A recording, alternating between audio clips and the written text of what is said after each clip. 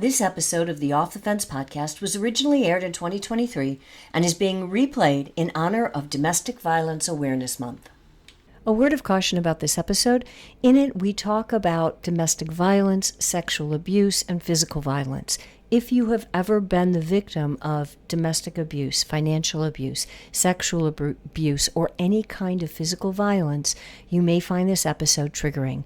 Listener discretion is advised.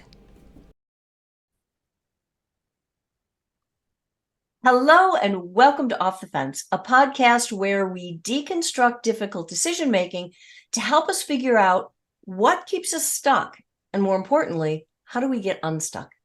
I'm your host, Karen Covey, a former divorce lawyer, mediator, and arbitrator turned coach, author, and entrepreneur. With me today, it is my pleasure to introduce Dana Diaz. Dana studied journalism and psychology at DePaul University. She's also had lifelong experiences with narcissistic abuse. Thankfully, her education gave her the ability to accurately express how narcissistic abuse creates confusion and conflict within victims. Today, Dana is a proud voice for fellow victims who are unable, afraid, or too ashamed to share their experiences. She strives to create awareness and understanding to ensure victims are given the support they need to both understand their situation and heal from it. Dana's first book, Gasping for Air, The Stranglehold of Narcissistic Abuse, chronicles her experience in an almost 30-year-long abusive marriage, as well as the healing and empowerment that she's experienced since then. Dana, welcome to the show. Thank you so much for having me. It is my pleasure. And I'd like to start, if you don't mind, with your backstory. And you said you had lifelong experiences with narcissistic abuse. And the reason I want to start here is because so many other people who are caught in the same cycle have similar backstories. So if you don't mind just jumping in and starting with your backstory, start wherever you want to start. Yeah, absolutely. And I'm actually in the process of getting a book together about my childhood because I think it was so important to understand how that led me into a marriage where I was experiencing a lot of the same things plus some. But generally, literally from the start, I was born to a teenage mother who didn't want me. And this was during a time, in the early 70s that it wasn't okay for teenagers to be unwed and have babies. And the added fact of her not wanting me, in fact, she had her tubes tied immediately after I was born. Going into that kind of life was a little hard. Now, my grandma and great grandma loved me very much, made her keep me, and they were wonderful. My great grandma especially holds a very special place in my heart. She was my true mother. But when my mother did find somebody and get married, she and her husband, decided it was time to take me and move to the suburbs, and away from everybody and everything I knew, which was hard enough. But the harder part of that was that my mother was always emotionally distant. I didn't feel any affection from her. It was almost neglectful. But I was okay, just go along with my life. When you're a kid, you're just trying to play with kids and be a kid and jump around and do cartwheels on the lawn, simple life. Just to jump in for a second, how old were you at that point?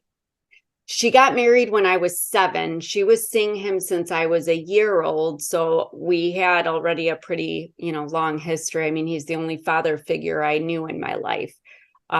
So the thing was, I never liked him, but I was a kid. So nobody bothers worrying about a kid's opinion of somebody. But he was left to take care of me in the mornings because my mother was working so much. They were trying to make ends meet and get their life together. That's just when things would start. And I feel like with narcissistic abuse, looking back, this is how it starts, is just these little things that end up being really big things, as time goes on. They just kind of push their boundaries a little more every time, to where you're always on the fence of like, okay, that's not right. And it feels wrong, but it's not so much that it could be taken either way, So it was little things like pulling too hard, making my pigtails in the morning, just generally being just nasty to me. But as time went on, as I got a little older, I'd say around middle school age, he was constantly calling me a whore. He'd drive me to dance class. I would be wearing a leotard for dance class and spandex leggings or something, and he would call me a whore. When I started experimenting with makeup, I looked like a whore. He was constantly telling me that nobody ever wanted me. I should have never been born. He shouldn't have to pay for another man's child. So all these things during a time where, it's hard enough being a kid, and especially a girl. I feel like, no offense against boys, I never was one, so I don't know, but I feel like girls are hit with so much. We're going through our bodily changes during that time. Our hormones are changing, and there's all these societal pressures about what you should look like, and your body image and all these things, and your self-esteem is so crucial. So to have crushed that, neither one of them just ever gave me a chance. I felt as insignificant and unworthy and unlovable and all these awful things as they made me believe that I was. And even though I was strong-willed, and even though I knew it was wrong, I had nothing else in the world telling me that they were wrong. So I believed it. And it's a hard way to go out into the world then, when you're seeking a partner.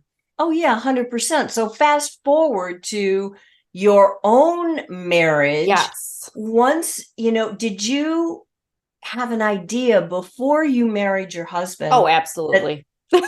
I can answer that right now. Because I left my home. So this literally on my 18th birthday, bye, see you later. And nobody even tried to stop me. It had been to the point where I felt like I was pushed out. But looking back, I realize now there's a name for what I was, and that is codependent. I was a people pleasing. I will do anything if you like me, because I'm like a puppy that just wants a treat. Like, nobody has ever loved me. I'm pretty sure nobody will ever love me, because that's what I've heard my whole life. So please, somebody love me. Somebody just like me a little bit. Just give me a little nugget. Give me something. So yes, this guy walks into the real estate office I work at.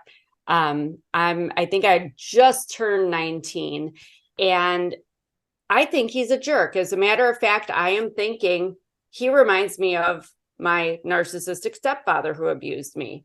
And there was physical abuse too. Like I said, it got so bad in my childhood. I need to go back to that. I was talking about pulling my pigtails too hard, but by the time I left the house, I'd been slapped, strangled, thrown downstairs. It got bad. Authorities were involved. So, I'm in a low place in my mind. So I think this guy's a jerk. He reminds me of my stepfather, who's done all these things to me. And talk about a red flag. But, one day he was nice to me. One day. And he's like, you want to hang out? Well, I had nothing better to do, and nobody else wanted me. So I thought, why not? And it didn't go well. He spit beer on me. He was drunk. He was just, unfortunately, he was very aggressive sexually with my body. And he had gotten me so wet that I took off what I was wearing, which was dumb. You're dumb when you're young, forgetting that I didn't even have undergarments on or anything. So he took that as an invitation. That happened. Didn't want it to happen, but it did. I was a mess. Oh my but gosh. This man, by the end of this night, says, I love you, and wants me to stay, and says, it's the two of us against the world forever. So it's like a truck hit me. I'm like, okay, this is a lot real fast. Like, a lot happened I didn't like, and a lot's happening that I want to hear, but it's hard to but the mind space I was in, and that's what I want to express is, am I smarter than that? Oh yes, I am. And I was then too.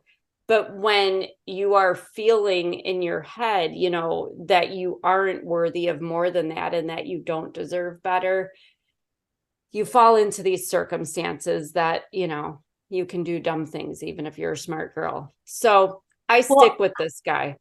how did you go from there, though, to mirroring? I mean, on some level, the red flags were going off. It sounds like you were aware of them, but you Very, still kept going. Why? very, because there was nothing else in the world telling me that I was worthy of love except for this young man. And when he was nice to me, he was very loving, very affectionate, very sweet. We'd laugh.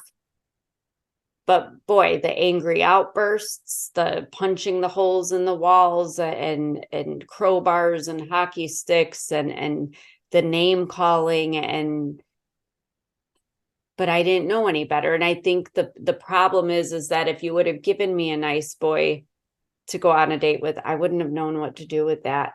I think we tend to fall into what's familiar, and people say, I'd never let somebody do that to me. I'd never let somebody control me or manipulate me. But when your head is in a place where, again, you don't think you deserve better than that, and it's all you've ever known is that tension and that hostility, your body, I hate to say, it's almost like an addiction.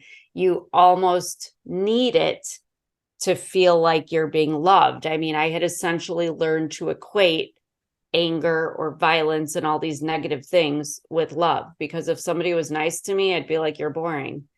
Like, you must not love me.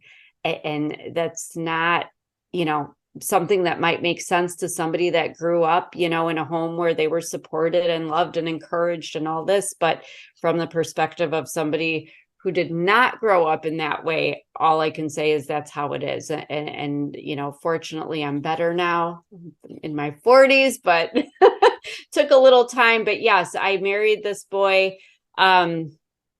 Even on my wedding day, though, I remember when the wedding march played, I'm standing there panicking, thinking I should not be marrying him. We're just going to end up getting divorced. Like, I knew, and I didn't know what to do. I felt too embarrassed and too ashamed to run away. Well, at that point, so you're at your wedding, you're thinking all these things before you're walking down the aisle. Did you have the traditional wedding? Everybody was there, all the things, or was it, could you pulled out? Okay.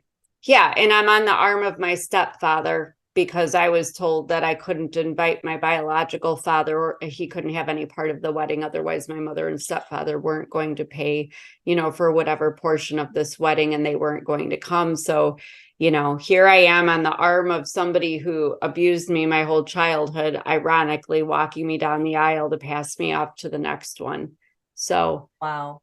What is your, you mentioned your biological father. Did you have a relationship with him growing up?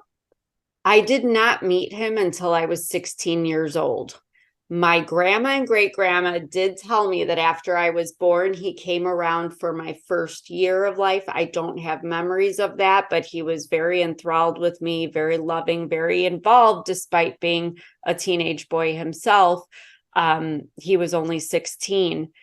But my mother, out of vengeful anger towards him, just put an end to that. She didn't want him having anything to do with me. And so I didn't see him again until I was pretty insistent when I was 16 that I wanted to meet that. I needed to know where I came from. And I think that's something that anybody who doesn't know a parent or who's been adopted, you do wonder, especially when you're in these circumstances where you're like, okay, like, I am actually being told I'm not part of this family. My stepfather would tell me that too. You're not a part of this family. You're not one of us. So it's like, I just wanted to fit in. I wanted to be accepted with somebody. Like, where did I come from? And when I did first have that first phone conversation and then the first meeting in person with my biological father, it was instant. I mean, the instant we talked on the phone, it was like, it's an overwhelming feeling of like, now I know who I am. Like, now I know where I come from, because he and I, despite me not being raised by him, so much alike. I mean, our views on things, our sense of humor, everything. And it was amazing. But that got, squashed too, because, it's a typical narcissist thing. They can't have you feeling any joy or, having any happiness in your life. And so the phone calls were, I was being ridiculed for them. It was that, my mother and stepfather were making it more difficult for me to have those phone conversations or to see him. So, it was one of those casualties, as I call it, that I had to let it go to maintain peace. And that's basically what ended up happening in my marriage, especially after we had, my son, my ex and I had a son together. You just get to the point where you're not submitting because you're submissive, but you're so emotionally exhausted that you just want peace. And you're just like, Lord, fine, we'll just do it your way. That's fine. I'll do this that you want me to do, even though I don't want to do it, or this isn't right, but fine. I just settle down. You just do anything to appease them so that you don't have the consequences and that you don't have these angry things happening around your kids or around people. Well, so you marry this guy, you have a son, you're in a relationship that it sounds like it's not going well. Was he physically abusing you at that point? So here's the irony of the whole thing. He swung a crowbar at my head once. He swung a crowbar at the wall a few times, hockey sticks. Yes, he kept a knife next to him for years at the where he'd lay to watch TV in the living room. And I always said that knife was like my shock collar because it kept me in line without him having to use it because I didn't want to push him to the point. So did he ever lay a finger on me? No, but was there physical threat? Yes. And the worser part of it is by the end of, about a year before I finally filed for divorce, I had been very sickly to the point where I was experiencing about 24 random symptoms every day. I had dwindled down to 93 very skeletal pounds. I looked like a Halloween decoration. My hands were in so much pain and didn't work. I couldn't even tear toilet paper off the rolls sometimes. I mean, I would sit there and cry. In my early 40s, I can't even basically take care of my needs. It's a very sad place to be. And I went through all kinds of doctors, specialists, all these tests. Long and short of that, it was actually a sleep neurologist of all things. He got me with Mayo Clinic and they discovered I had so much cortisol. Cortisol is a stress hormone that's similar to adrenaline. Mm-hmm. So when you're very stressed out, it pumps through your system like adrenaline would if you're like fighting for your life. I had astronomically high amounts of cortisol pumping through my system for so long that my body thought it was trying to kill like a cancer or something and basically started killing itself. So all of my major organ systems were damaged. My white blood cells were depleted and all of these symptoms I was having were autoimmune issues. And at that very low point, he sat me down and said, your body's shutting down. You are on an oxygen machine because you can't breathe. But if your lungs aren't breathing, your heart's not beating. That's why you cannot move your muscles. That's why your vision's blurry because your brain's not working. And I mean, nothing was working. And he said, stress really can kill you. So you really need to think about your life and change your circumstances where you can, because all this toxic energy around you is literally killing you. So it was at that point that I realized this man didn't have to lay a hand on me in order to kill me. How about that? You don't think about those things. Yeah. So that's when I unfortunately, as I say in my book, that's when I realized that all this love that I had been looking for outwardly, I had to find it in myself and love myself enough to get over my religious beliefs and my promise to my son to stay in this marriage and, my noble efforts to try to make this work and keep nobody wants to get a divorce, but I had to save myself. I had to love myself enough to live. And so that's what I did. So how did you do that though? Because it's hard. There's a whole mindset that goes along with having been abused for so many years, right? So you're in the doctor's office, you realize that your body is shutting down, that you have to change in order to survive. But Yes. how do you go from there to moving out and getting a divorce and essentially taking the steps you needed to take to save yourself? Yes. I had a lot of, I guess I had put enough good juju in the universe or something that I had some things just fall in my lap as blessings. But it also took a lot of planning. And I should say, because I had always known, I kind of wanted out before I even got in it. I had always kept, like, when grandma sends you a birthday check or your mother-in-law, I just cashed it and put it away. I learned enough to keep a little safe that nobody knew about except for me, that I could hide.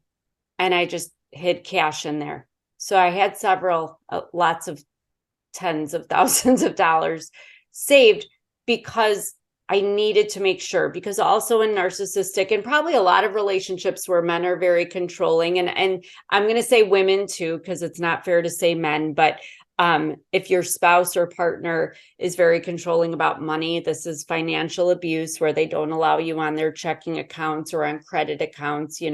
These are the things that were happening to me, but he had access to all of my money. So I had to, in my mind, especially after I had my son, I had to make sure that if we had the opportunity to just walk out, and if my son would come with me, because when he gets to a certain age, I can't just carry him out. And he was a teenager at this point. I needed to make sure I had money for down payment on an apartment, or, wherever, that I had money for rent, for food, for all these things. So I had been planning for a long time, which was lucky for me, which I know a lot of people don't have that fortune. I was also very lucky. The irony is that I consulted, they say an abuse victim goes to an attorney 7 times or goes to 7 attorneys before finally filing. And ironically, I went to the 6th attorney early in 2020. And she gave me some things we had to do, because we had a little complication of living on a little farm. We had cows, we had pigs, so it's not just about me just walking out or him moving out. We had other live things that were assets that we needed to consider. So I had to kind of figure out those things, talk to some farmers, see if I could, and see if my husband would even sign the animals to anybody, or consider selling them. So there were things we needed to do. We go into the shelter in place for COVID a week after I talked to the attorney. So now I am locked in this house with this man. Mind you, at this point, he has sensed, because when you make that decision that you're done, you try to hide it, but they know it. So there was a lot of tension. So once the courts were, fortunately, right about when the courts reopened, I came home from work one day, and the house seemed strange. Like, I noticed something was different, but I didn't realize till I walked up to my office, by my bedroom, and saw that all the sheets, blankets, his closet, everything was cleared out. He had actually taken his stuff and moved out while my son and I were at work that day. Wow. So, all right. So Yes. during all of this time, first of all, you go to the lawyer, you don't file, and then COVID hits, right? Lockdown hits. And then, but you had made the decision. That is so interesting that Yes. how long had you been, well, before we get to how long you'd been living with him, it sounds like you were actually still going to work, like you were leaving to physically go to work. I could only work a little bit, if that makes any sense. I owned a housekeeping business at that point, so most people were not allowing me in during COVID, but there were we live in an agricultural area, so there were agricultural offices that were open that were considered essential, employers, so we could still clean for them. So I wasn't leaving the house much, but he wasn't working at all. So we were stuck in this house. My son was there. I moved actually to our basement because at this point he knew something was different with me. And there were a lot more threats coming through from him. And he was texting them to me, emailing them to me, even at one point saying, this would be easier if one of us was dead. But the implication was he wanted me dead. And it's a very scary situation to be in.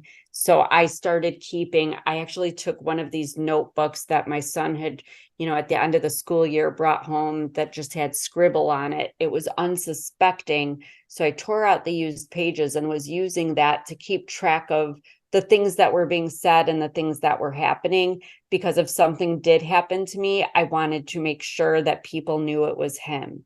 And I kept that hidden under my couch cushion in the basement there, where I basically took up residence. I slept on the sofa down there. I used the laundry room sink for brushing my teeth and sponge bathing myself, just to avoid being near him at all. So how long did you live like that in the basement before you came home and found him gone? April, May, 3 months. Okay. And 3 then months. you come home, you find him gone. I would assume that at that point you file for a divorce, right? Well, the courts were still closed. So they were just starting to reopen, but they were so backed up. So what I did while I was waiting was I tried, when he was in a good mood or on the days that he was trying to call me, hey, beautiful, you want to have dinner, trying to reconnect, because it's easier for me to just let him back in and go back to our old life. I would use those opportunities, as terrible as it sounds, to try to here and there just negotiate a little something as far as the house and living arrangements and money and things like this, like, well, what do you think about, you think we really need those cows? Should we think about maybe selling them? Just trying to work things out. But I was doing it also through email and through text. So I had it in writing. So by the time I called my 7th attorney, because my 6th attorney was so backed up from COVID, I found the 7th attorney. He said that if you have everything all worked out, I can get you divorced in 3 weeks. And I said, no problem. And I got everything. I just took him all the texts and emails, printed them out. We got the paperwork done within a day. And I asked him if I could present the paperwork instead of having the papers served. And it was very nerve-wracking for me to be in any space that wasn't my own territory, so to speak, with a man who did not want me alive. But he signed the papers. He didn't even balk at it. He didn't ask for any custody or any responsibility with our son. The only thing he was worried about were his firearms. He wanted to make sure that he was able to have his firearms. When he left the house, did he take those with him or did you have them? So I did not look, honestly. I knew his main gun case was emptied. However, the very first day that my son and I were in the house alone, I had gotten home a little earlier that afternoon. My ex had put Ring doorbells on our door to notify his phone. He was spying on us. And I'm not good technologically. I'm just going to admit it. It made us very uncomfortable. So I got home early this next afternoon after he moved out, and it must have notified his phone, because within maybe 5-10 minutes of me getting home, I heard the door open. I turned around. I had left it unlocked. We live in country. Nobody, I would know if somebody was expected, but he walked in, didn't say one word, walked up the stairs to the bedroom, came back down carrying the handgun, walked out. And I knew he had purposely done that. He hadn't forgotten that gun. It was just like that knife. He was trying to make sure I knew he had the gun, because he didn't say one word. He just wanted to make sure that I knew. So, and just like the moving out, it was all for his pride, though. You know, it wasn't that he had to leave me because he knew I was getting ready to leave him.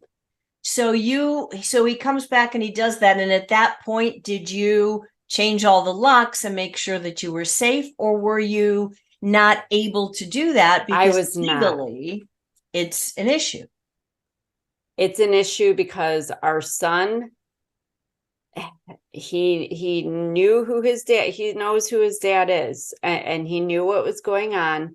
But if I had changed the locks or changed codes or any of that, my son could just have easily given them to his dad still.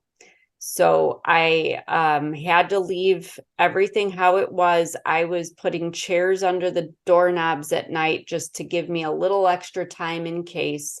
You know, fortunately, that divorce did happen within 3 weeks, but unfortunately, and I am finding this is very common with abusive situations, the offense of the divorce usually provokes more violence after. And I did experience that one night, about a month and a half after the divorce. He had found out I was taking a +1 to my sister's wedding ceremony. And just he came to the door in the middle of the night after leaving threats in my email, threats on my voicemail, and my son wanted to go out and deal with him, and I just froze. I was just paralyzed. But my son came back in, put his head in his hands, and said, "I would have never forgiven Dad if he stabbed you with that knife." And that scared the heck out of me. But my son said, "Don't call the cops. I told you never call the cops." He didn't want to be that kid that in this small town that everybody knew everybody, that, "Oh, what happened to your dad? Your dad's a loser. Your dad's in jail." 3 nights later, my son went out with some of his friends. They were out a little late. I went to sleep. And again, it's that ring doorbell. 15 minutes after my son left, who's outside my bedroom window, yelling all kinds of profanities, calling me vulgar names. I ignored it. And the next thing I knew, I heard gunshots. I heard at least 3. I don't know if there were more because honestly, everything just kind of goes blank. I went from being in the bed to I'm in the corner of the room away from the windows on the phone with 911, hysterical, because where we live, it takes county cops about 45 minutes, and I wouldn't have had that much time. But there were 6 squad cars that showed up.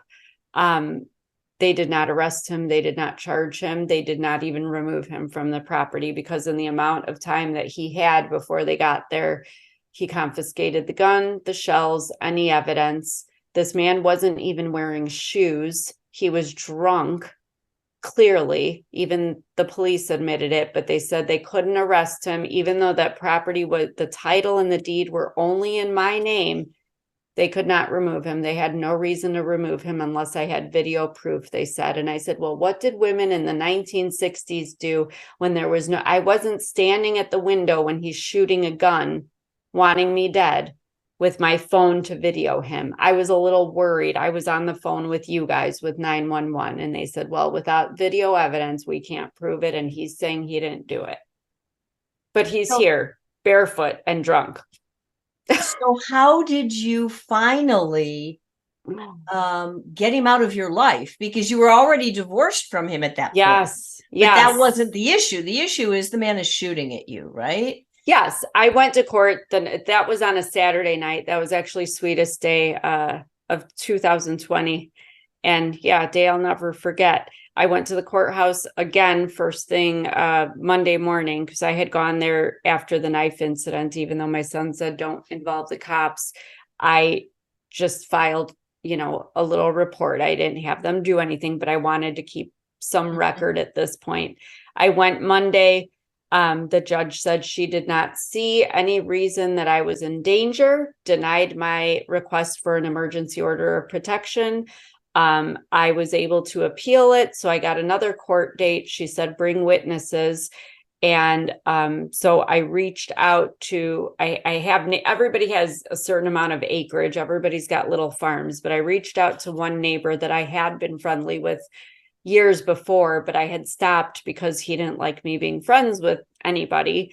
And she said, yeah, we heard the gunshots. She said, we even thought about coming over there, but he had shot our dog a few years before, shot our dog in the neck, and we were afraid that he'd come and shoot us or our kids. And so she said, we saw the cops, so we were hoping you were okay. And I said, well, explain the situation. She said she would come into court. And when she did, her testimony, he had apparently been over at their house for a bonfire a few weeks before and told everybody there that he was planning on killing me.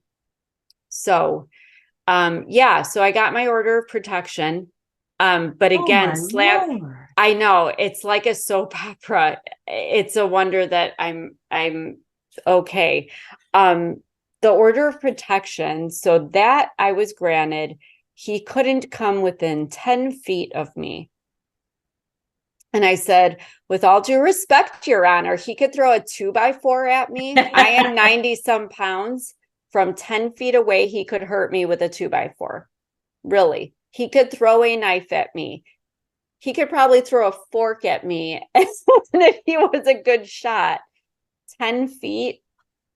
And she said, well, I'll put a no contact order as well. Well, by that afternoon, he had already violated that. He left a note on my windshield, and it wasn't anything significant. He was just testing me to see if I would call on it. Because if I called on this note that meant nothing, then my son would be mad at me and probably never talk to me again. And so here I was back in the situation where he was showing me that nothing I could do could stop him from doing whatever he wanted to do. So, fast forward a little bit. How did you, because now you have broken the cycle. You have gotten away from him. How did that happen? What did you have to do, like both internally in your own head and externally, to finally break the chain from him and get him out of your life? Well, truthfully, it was just, I felt like I did not want to stay in that house. It was not, I had no sentimental attachment to it like most people do to a home they'd been in 17 years. It's where I raised my son.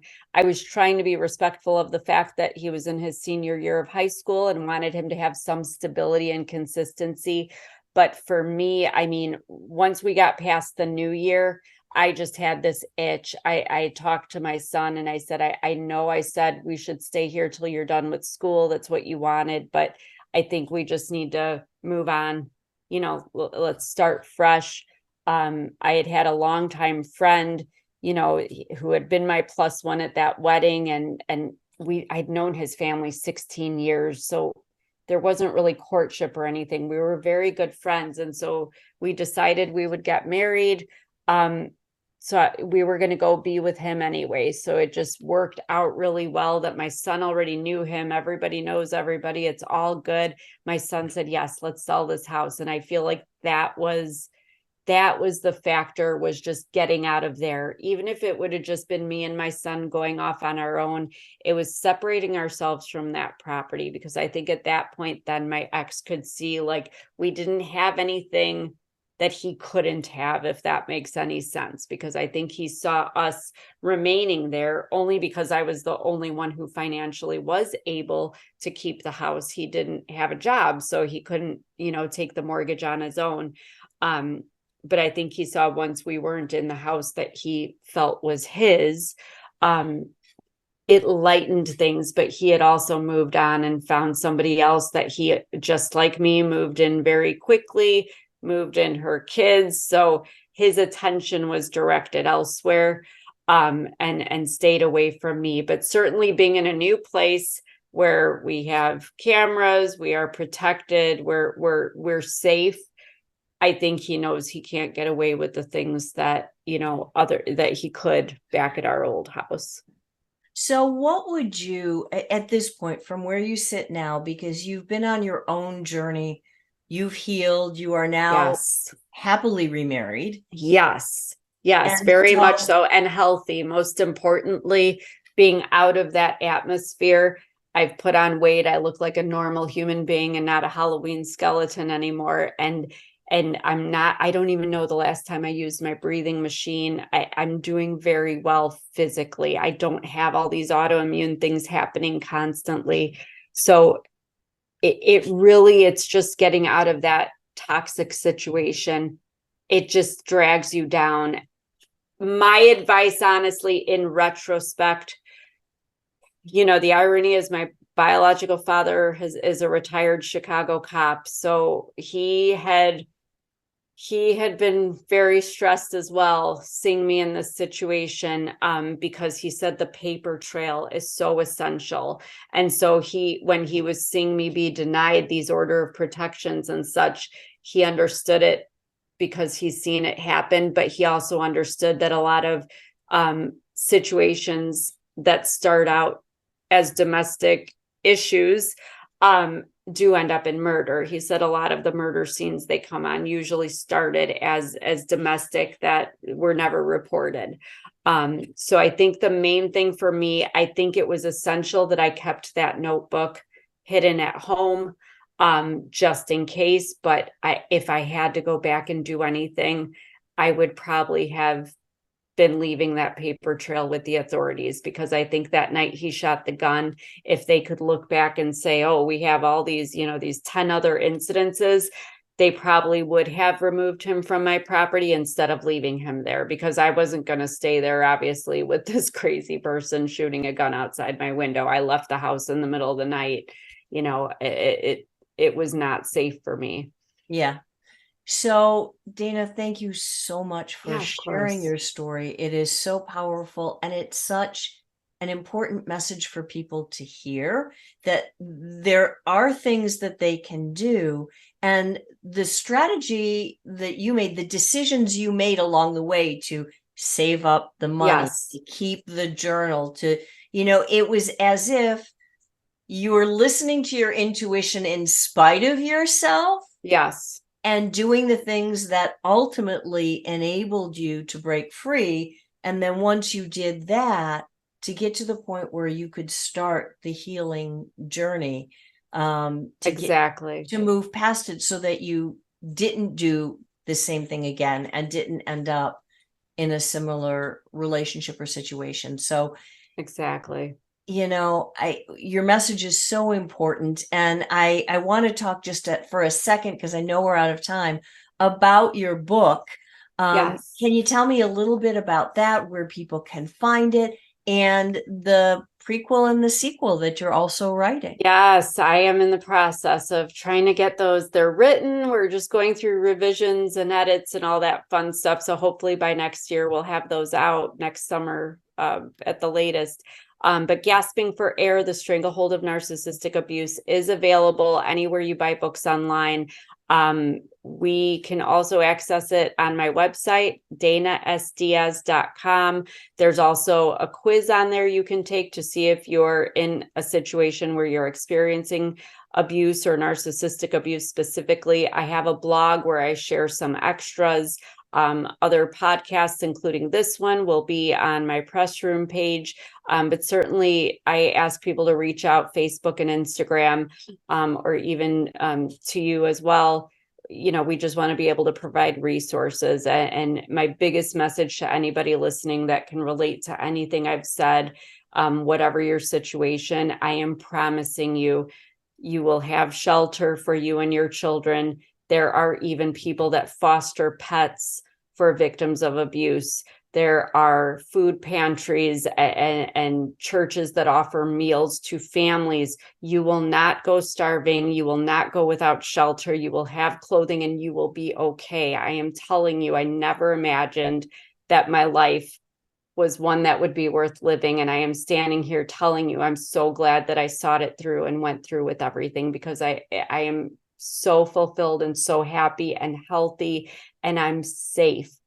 So please, if anybody does have a safe opportunity to remove yourself from a situation that's not good for you and or your children, please just consider it and think about how you can make a change for yourself. Dana, thank you so much for sharing your story and all of the, everything that you went through. And again, for everyone listening or watching, You can find Dana at Dana S. Diaz. Is that it? Mm-hmm. DanaSDiaz.com. Get a copy of her book, Gasping for Air. Dana, thank you so, so very much. I really appreciate your having the courage to come on and tell your story. Thank you so much. If you've enjoyed today's talk, don't forget to like and subscribe to this channel. I'm Karen Covey, and I look forward to being with you on the next episode of Off the Fence.